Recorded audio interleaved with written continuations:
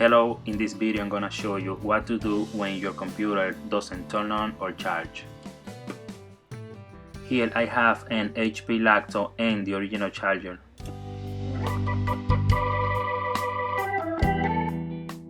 As you can see, the computer is charging,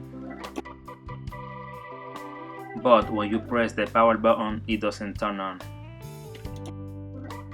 The first thing you have to do is unplug your Lacto and flip it over.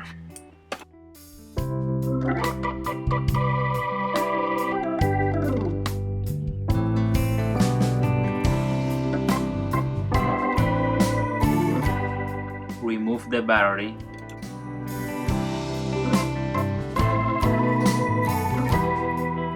Now press down on the power button for around 45 seconds.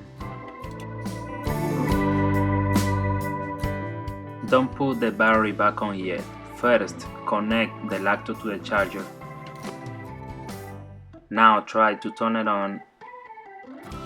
As you can see, the computer is working fine.